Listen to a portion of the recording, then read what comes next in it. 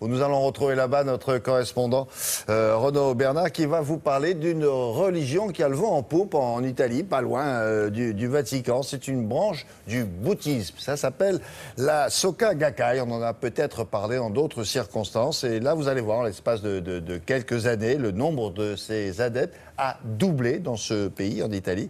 Et les fidèles, du coup, ont fait ériger le plus grand temple d'Europe, s'il vous plaît. Alors, comment vous expliquez ça, Renaud? Bonjour. Bonjour William, le bonheur tout simplement pour un pays qui va entamer dans quelques semaines sa 16e année de crise consécutive.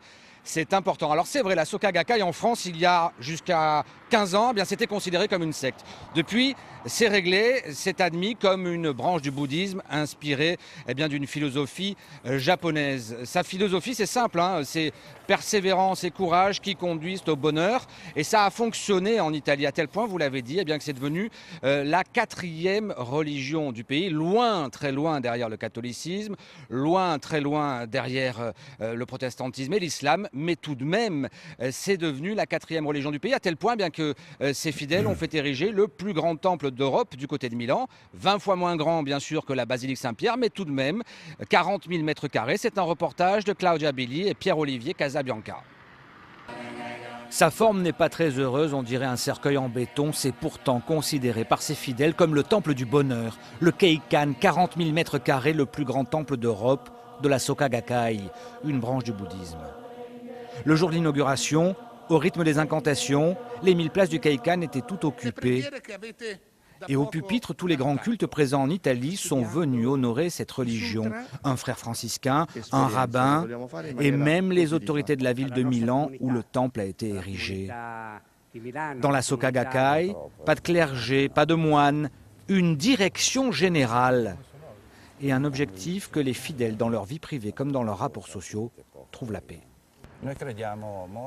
Nous croyons que la paix est la valeur essentielle de la société humaine.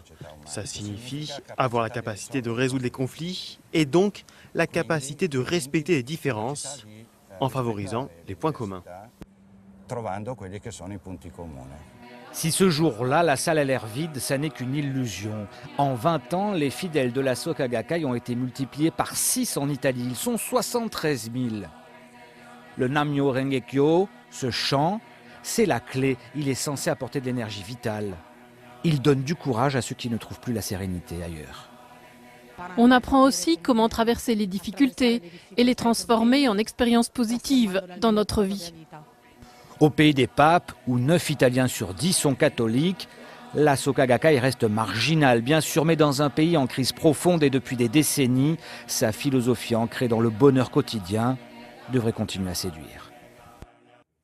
Et votre voisin, Renaud, qu'est-ce qu'il en pense, le pape François? Qu'est-ce qu'il en pense de ce développement, de ce culte-là en Italie? Inquiétude ou pas du tout? A priori, pas du tout. Nous sommes le 21 mars 2013. François est pape depuis quelques semaines à peine et il décide de recevoir les représentants de tous les cultes présents en Italie. Eh bien, il invite Asa Nakajima, représentante en Italie de la Soka Gakkai, qui est invitée à l'intérieur du Vatican, parmi les murs du Vatican. Consécration pour ce culte qui était enfin reconnu par le Vatican, par l'Église catholique. Eh oui. Bien, merci beaucoup, Renaud. À plus tard cette semaine ou la semaine prochaine. On continue avec la revue de presse et c'est maintenant Frédéric Vion.